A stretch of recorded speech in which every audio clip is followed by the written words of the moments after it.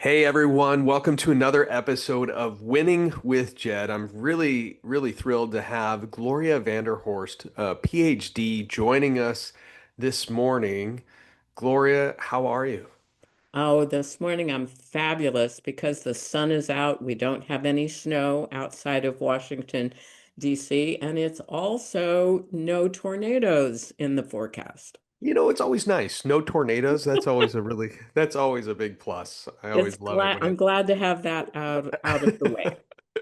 I'm in sunny Southern California, so it's, sunny and about 75 degrees right now. So I Excellent. I I envy can't you. complain. Gloria, I would love it if, for all of our viewers and everyone, I'd love it if you could give a little bit of information about who you are and how you got where you're at. That is a great story because when I grew up, I loved math. And I was on target to be a math teacher. That was my goal in life. I wanted to be a high school math teacher. And I challenged myself to finish college in 3 years. I was on track to do that and to finish with a 4.0 with straight A's. Wow. I was also on track to do that until I ran into calculus 2. The bane of your existence. Oh, the bane of my existence, right? The crusher of my dream. The professor was brand new. She faced the blackboard, wrote with her right hand, erased with her left, filled the front blackboard, filled the side blackboard, never in the course of the semester turned around to the class. She talked to the blackboard and wrote like crazy. All right. Everyone was totally lost. We're trying to teach ourselves calculus too. This is not easy to teach yourself calculus too. And so I had to catch a bus to go home at Christmas time. So I sent a friend to check the professor's door to see what my grade was. She comes running across the parking lot, screaming, "You got a D! You got a D!" And I went, "Yes!" I was so It excited. wasn't an F. Is that what you're It saying? wasn't an F. I didn't fail, right? I won't have to take it again.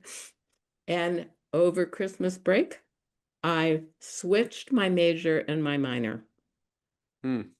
It was just the end of mathematics for me.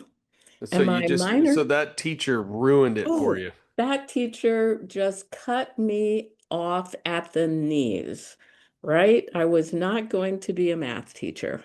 Okay. All right. My dream was crushed. And when you flip your major and minor, like I did, my minor was psychology. I took that because it was a breeze. It was a break from the rigor of math. It was something that was fun and enjoyable. Trying to understand other people. Right. That's right. Instead of understanding numbers and calculus, understanding people. And it is just was the right thing to do, right? It was just complete fate. It's like somebody else had control of my destiny and So said, you get you're going to be a psychologist, not a mathematician. so I love this, but so you're like, I'm gonna be a mathematician, probably work at NASA or something, and you're Right. like, and Yeah. then you're like, one day you're like, okay, this teacher's so horrible. She ruined it for me. I'm gonna just concentrate on the easy stuff, which is Right. trying to understand people's minds. So, Understanding people is easy. Think of it. yeah, right. I'm still trying to figure some people out.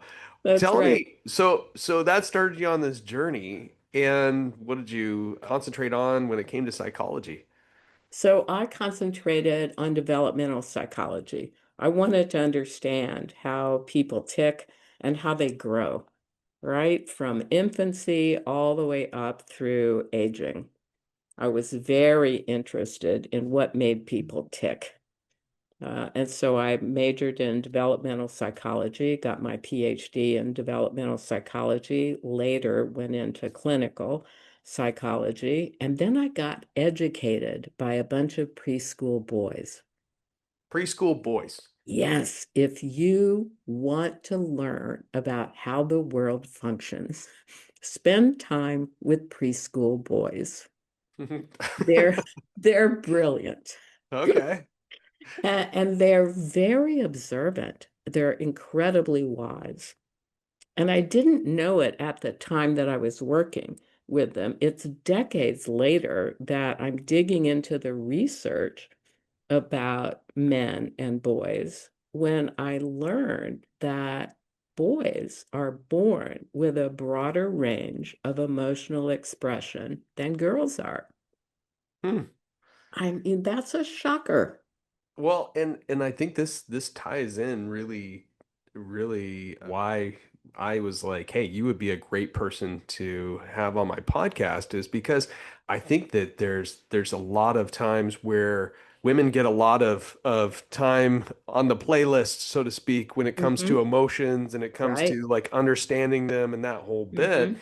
You know, it's interesting too when you kind of flip it and you say, okay, well, there's some understanding that needs to happen for men too. So Absolutely. and that's what you specialize in. So I'd love to dive a little deeper into that. Boys are actually born with a broader range of They emotional are. range. Yes. What does And that translate to? that's fascinating, first of all, right? That there is this biological difference that boys can get more exuberant, all right? They can go higher on the emotional scale than girls, and they can go lower on the emotional scale than girls. So there has to be an adaptive reason for that. This Hmm. is genetic, right? And we know that there's a reason for the way that we're constructed. Well, and But see, this is interesting though because we say that, but that's not necessarily what you see in society, right? Here, oh, I say oh here in no, the no, U.S. I disagree with you completely. Okay, please do. I Yeah, show me. disagree with you completely because um, think of the caveman, Okay. right? This guy has to grab his spear and head out into the wild to kill something that is much bigger than he is Uh-huh. in order for his family to survive. All right. So that takes emotion, intense emotion that is outside the norm, if you will. All right. Hmm. So he is using that broader range of emotion in order to have the courage to do that. We historically have sent men into wars, right? And they have to use a completely different aspect of emotion in order to march across a field, run across a field into firing squads coming the other direction, right? So you either have to be insane to do that, Which or most of us men probably are a little which bit, maybe you but are, you I know. don't think you are, or you have to have an emotional capability that enables you to do that. So I think it's adaptive, all right? I think it's a natural characteristic that is normal and healthy that boys have this broader range of emotional expression. They have to use it for survival. They have to use it for survival of the culture. And only recently are we sending women into those same situations. But if you go back to the caveman, right? It's not the woman that's going to go out. The woman is nursing children, Hmm. right? It's the guy who's going to go out and face this bigger animal So and let's bring it let's take home. let's take I think this is an interesting piece. Let's take this and like how does this translate into how men deal in the world? Because I think there's a lot of stereotypical norms that I think a lot of men probably hold on to, you know, and you're kind of grown to like don't cry, be tough. Absolutely. You know, that nothing should bother you, all of these things. And in fact, there was like a really big push, which was toxic masculinity. Right. And it's like, to me, I think that that's so hilarious because there's nothing wrong with femininity, there's nothing wrong with masculinity, and to say that that's toxic, that's Yeah, just another that's right. talking point, right? I mean, I'd love to Right. get your thoughts on that. Well, there's nothing wrong with feelings, right? We are born with the capability of having a very broad range of feelings, but this culture trains boys at preschool level, or actually earlier than that. As soon as they get on their feet, we Hmm. start telling them that they are not supposed to cry. I have an excellent example of this, right? Socializing with friends. We have a 3-year-old daughter. They have a 3-year-old boy. The kids are playing very nicely. The adults are having a great conversation, having a good time. My daughter keeps his favorite toy and will not return it. Now, out of the corner of my eye, I see this is happening, and he's making a valiant effort to get it back. All right. She's having none of it. So he gets up and he starts walking towards his parents with crying, complaining, right? Hmm.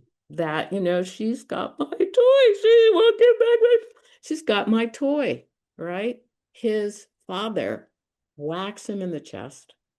He lands on his butt while father is saying, "Stop crying." Now, Hmm. this happens to boys all the time. That was not an unusual experience. It We almost tell it almost boys, sounds to me too with your research a little bit, and you've spent how many years researching this? 50. Yeah, okay, there you go. It almost seems like it, and maybe I'm using the wrong terminology here, but it seems like males are picked on for their emotions. They are. They are. We socialize men to narrow their range of feeling expressions. They have more heart attacks.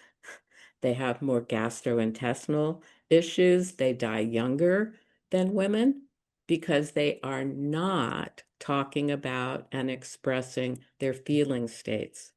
I Hmm. have decades of experience in working with adult men, and the story will repeat over and over and over. They will disclose in therapy something that they have been wrestling with emotionally for a very long time.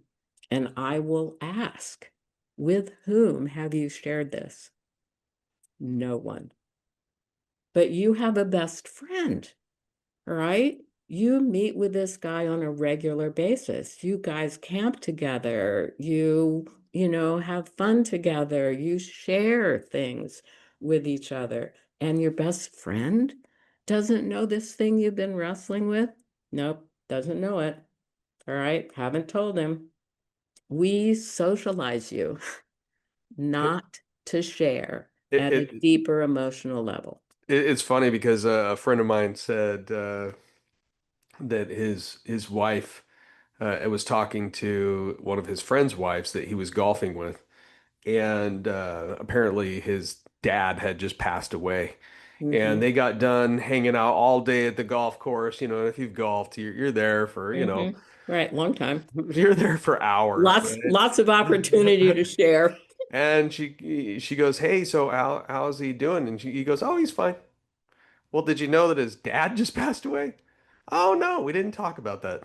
I Uh-huh. mean, and it's There you go. and I think that's just kind of an example of like what you're talking about. But I think I don't know, I'll speak from my own thoughts Mm-hmm. is it Mm-hmm. seems as though like you don't want to be the wimpy guy. You don't want to be the one that can't handle, that can't overcome, the one that's Right. not the protector, the one that's not Mm-hmm. all of the things Mm-hmm. that I'm going to say really emphasize worth Right. in our male brain. Mm-hmm. what Right. we've what we've said is there, and I think there's been a big push to kind of to invalidate, I think, men in their being men. Right. what I would say. And Hmm. so I think, I'd love to hear so we know that there's this problem. We know that a lot of these people are struggling with it. How do they get past it? What is the answer, doctor? Yeah, you have to be willing to take a risk and explore yourself. What And does that look like practically there's a okay. guy, he's sitting here, he's watching this podcast, he's like, this is interesting. I've Hmm. got to be open to this, and he's got to just got to look in the mirror and say, people like me, gosh darn it. Like, I mean, Right. what does he need to do? All right. So first of all, he's not going to jump into therapy. That's going to be his last step. Yeah, Right? probably, He's right. he's not jumping into therapy. Eventually, hopefully he'll land in my office, but that's not where he's going to start. All right. So he has to start by recognizing that he's carrying all of this stuff in his body. So look at yourself physically. All right. What part of your body is beginning to give you trouble? Is beginning to break down, right? Is taking you to the recliner, right? Or is taking you to the doctor because your body keeps the score, as Bessel van der Kolk would say, right? Your body holds your feeling state. So look first at what part of your body is giving you trouble, and then recognize that your body is the canary in the coal mine. Your body is announcing, hey, pay attention.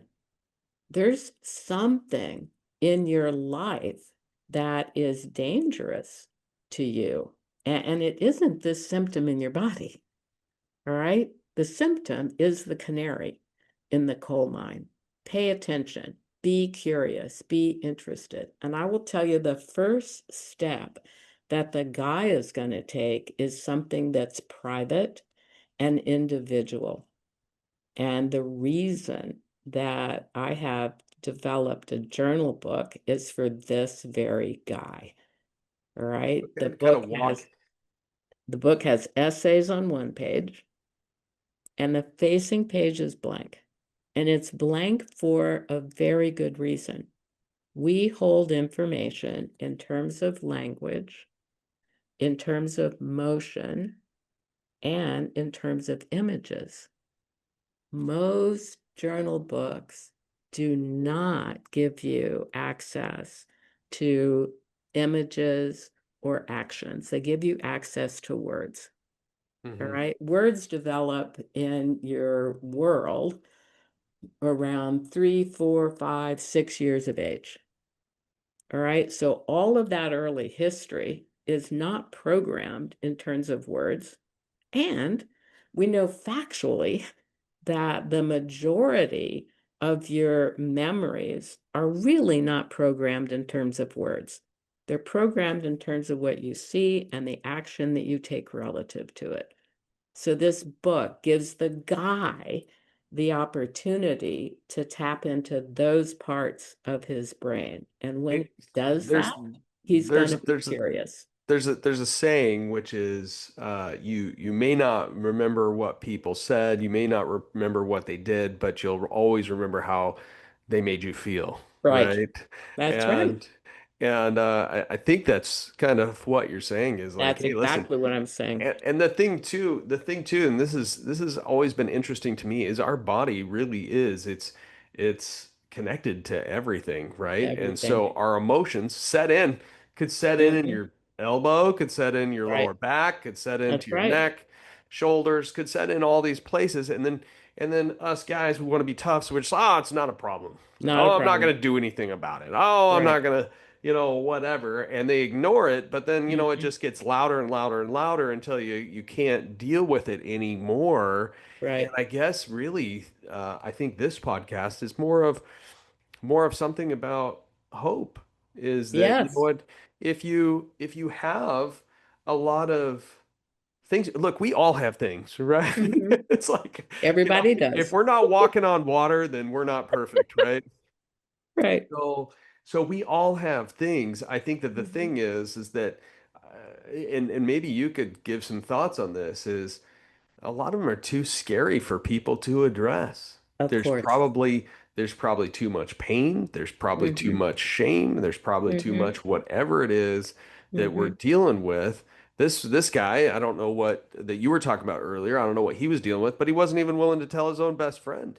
Right. So, there has to be some sort of feeling of embarrassment or shame or something, to where he's not willing to share that. So what would you say, like how can men, we'll go out there, we'll talk about the caveman again. He Hmm. goes out there and clubs himself a deer or Right. something. Right. Yeah. How Something do we big. how do we get to club our whatever's going attacking us emotionally? So what do we go and attack that with? How do we get the courage? Yeah. How do you get the courage is a great question because that is the bottom line for men.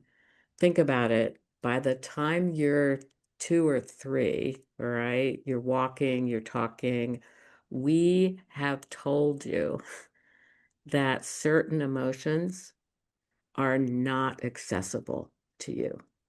Hmm. You have to be strong. You have to be brave. You have to have courage. You can't be a sissy, Yeah. right? We have all kinds of labels for boys who have any sense of emotional tenderness. You can't play in the doll corner at preschool. You're not allowed, right? You probably can't play in the kitchen either, right? But you can play with the blocks. You can play with the trains, right? You can play with the cowboy hats.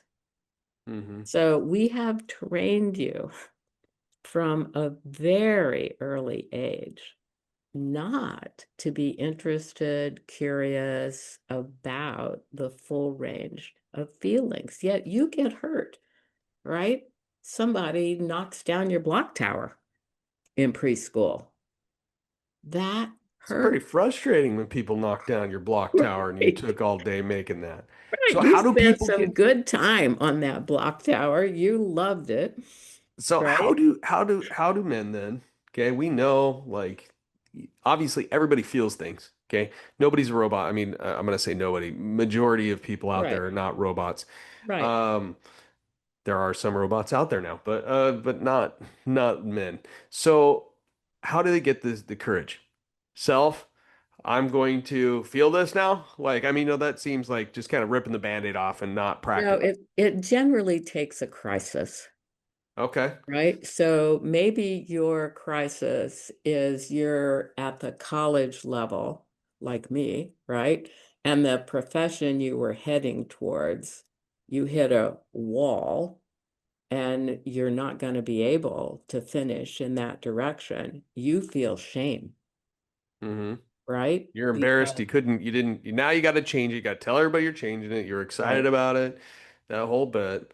And right. so you're saying refinement or kind of epiphanies or change really happens in the midst of some sort of crisis in our life. Absolutely. Right. Let's say you're older and you get fired, or you Hmm. get demoted, or you miss a promotion that Midlife you crisis. know you deserve, right? This midlife crisis, right? And you could go out and buy your motorcycle. That those are signals, those are signs that your emotions are really trying to break through It, the it's almost emotional part of like your brain. it's almost like it takes extreme pain to happen in your life to open It does. yourself up to feeling the other pains or the things that you've been ignoring. Correct. Right. And Okay. that's true across the board for men. It's not as true for women. Some women require extremes in order to do some self-exploring, but men definitely require an extreme experience in order to look inward and have the courage to say, I need help. I need to talk to somebody. If you think you're good, you're watching this, go bungee jumping, almost kill yourself, and then by Right. bungee jumping safely, and then explore. You'll watch your life flash before your eyes, and then you can start to see these things. Well, okay. Um, you've given us some really good things to think about, and I want to be studious with our time here. Hmm. Um, tell me, you've been dealing with a lot of men Right. your whole career, All my career. Right. and what's something that if you had to talk to, I mean, you've seen a lot of men. If you had to talk to them, what's the one thing that you think that they should know? I think that they should know that feelings are normal. And if you don't identify it and give it the proper name, you will never be able to problem solve in that area. So I have a list of feelings that I post on my website. I'd encourage everybody, male or female, go to my website, download that list of What's your feelings. website? It's www.drvanderhorst.com. So it's www.drvanderhorst.com. Right across the top of the page, you'll see access to that list of feelings. I think it's 3 or 4 pages, 4 columns. The wonderful thing about your brain is that you were born with access to these feelings. You never lose the access, right? But we sometimes we Barriers figure are out set up. there's been times where somebody says, "Well, do you feel this?" And I'm like, "I don't even know what feeling that would be." Sometimes assigning that actual name to it and realizing, "Oh, this is feeling shy. This Uh-huh. is feeling this way." And Demoralized. yeah, Hmm. there could be all sorts of things and identifying it and putting it in there. And I think it takes an extreme amount of strength to be able to identify that you could be emotional, that Hmm. you can have feelings, that you can be open with that. And I Hmm. would have to say that it's much easier to ignore it. It takes a Oh, it lot more is. strength Hmm. to go forward with it. But I think that Hmm. it sounds to me like what you're saying is there's a lot of freedom once you figure out where you can put everything in a box and That's you can say, right. hey, this is how I feel. And Hmm. also being able to tell people, being Hmm. courageous and telling people, That's this is right. how I feel. I feel sad that you said that to me. I mean, Hmm. a lot of people might think that's weak. I think it's the Hmm. opposite of that. I think it's It's strength. What's your it's thoughts? definite strength. I tell families to download the feeling sheet, put a copy in the kitchen on the kitchen table, put a copy in the area of the house where you gather to watch television or play games, and put a copy in the bedroom so that you have easy access to the feeling sheet at any point in time. And your brain is brilliant. It can identify what you feel. You just scan through all these words, all right? And then there are tons of them, and it will pop out. And then you'll go, OMG, right? That's it. I'm feeling that. Then I can talk about it. It's miraculous. It isn't, okay, I'm feeling demoralized, pops off the page, and then I get stuck and I can't tell you about it. When I can identify the feeling, I can give you verse, chapter, I'd like, I details. felt demoralized when you did this. All right. Right. I Here's can something tell that I the would whole love. story. There's probably going to be some women watching this. They're like, I don't understand men. Men could probably say the same thing in reverse, but we're Right. talking about men this morning. What do you think you would say to the women that are watching this, what they need to understand so they can have a better relationship with men? Because men need, Okay, here's what I know about women. All right. Women say that they are interested, curious, they wish their man would share more of his feelings with them. They say this. They announce this to each other. They complain to each other, right? That my guy doesn't talk enough or tell me what he's experiencing, or he never talks about feelings, all right? Fill in the blank. However, if you actually observe a couple, which I have, right?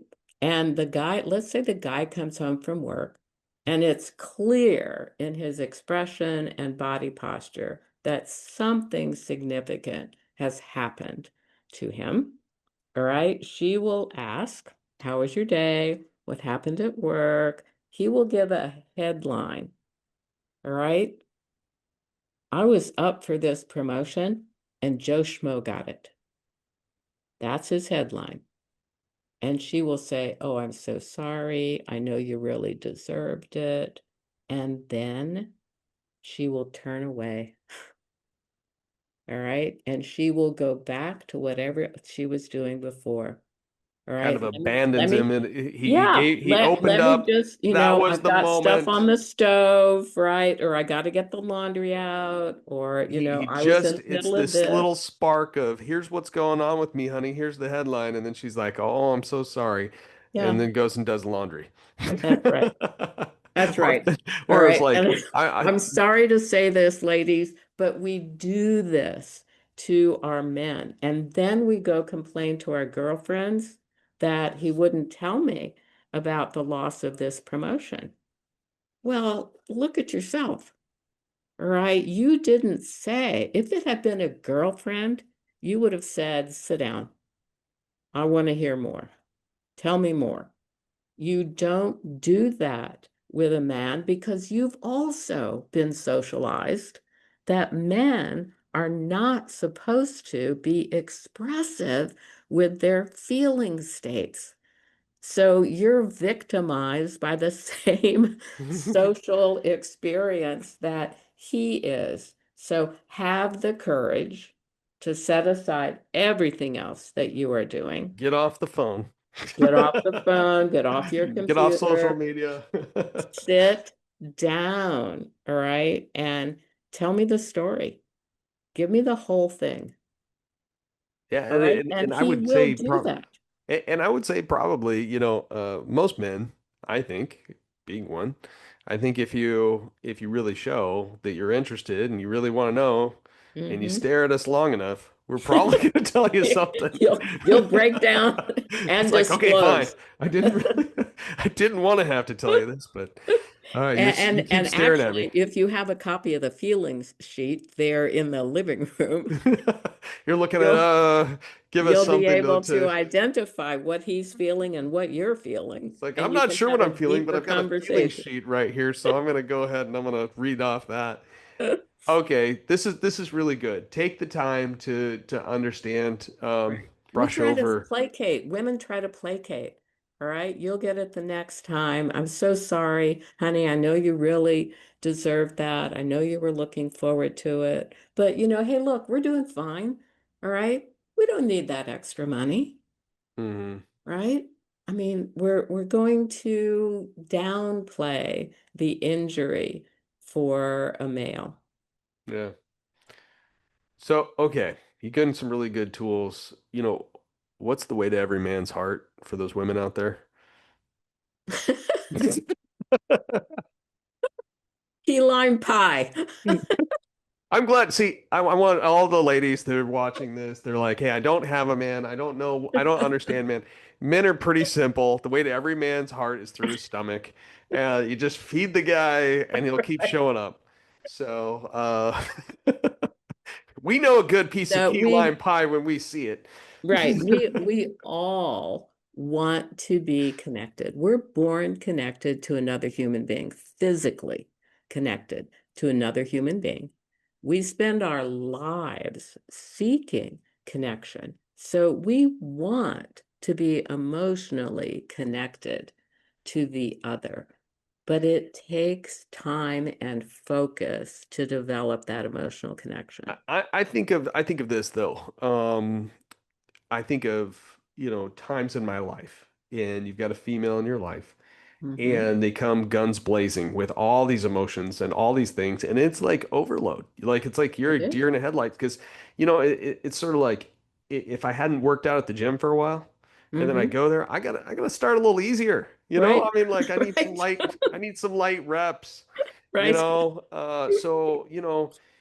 I would think that for men that aren't used to talking, and if you've got a lady that's sitting here thinking, I want to connect more, they probably want to connect more too, but I would say start light. Yes. Hmm. Hmm. You may not want to just dump it all in one bucket at one time. Right.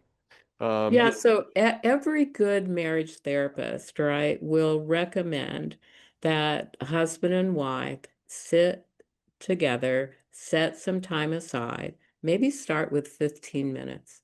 Can you find 15 minutes in your day that the two of you can face each other and just talk? Right? It could be light, it could be silly, it can go into serious, but you have to have time to build a relationship. You cannot expect someone to disclose a deep injury to you if you have not put the groundwork in place. All right. If you've not tilled the soil, you're getting no fruit. I'd love your thought on this is I think if you're not getting what you want, it's probably because you're not giving what you want. That's right. And I guess that's probably if you want connection, but you're sitting in the corner closed off, you're Hmm. not going to get connection, You're not going to get it. and I And think it's hard. and a lot of people go, well, I don't get X. Hmm. Okay, well, how are you how are you trying to show that? Are you leading in the Right. relationship and Right. saying, I want connection, so I'm going to lead with connection. I Right. want more physical affection, so I'm going to lead with physical affection. Right. I I want more closeness, Mm. and so I'm going to spend some time. I'm going to take Right. my time and set it aside for this person. Right. Um, Biggest piece of advice that you have ever gotten in your life that either someone gave you or that you would give to someone else? What is it? Wow. That is such a beautiful question. I would go back to the connection, right? We thrive on connection. We are born connected to another human being. We do spend our lives seeking connection. And those without connection actually die. Connection is powerful. So taking responsibility for connection and building connection with the people that you love is healthy. It is life-giving and life-sustaining. That's great. I love it. I love it. So, Gloria, we're at the end of our time here. Hmm. I mean, you've got some really good work. You've got your book, you've got all these things. Tell people how they can find you and if they want some more wisdom from you. They can access my website is really the easiest, and that's the www.drvanderhorst.com.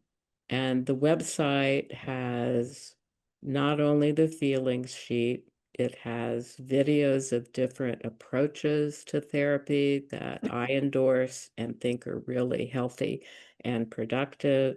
It has access to resources, it has access to the writings that I have done, and it will guide you towards the book that's available on Amazon, or you can walk into any bookstore in the world and ask them to order Read, Reflect, Respond, the three R's of growth and change, and they will order it and the publisher will send it to them. That's awesome. I want to ask one other thing, and I kind of glossed over it because we were just having a good conversation.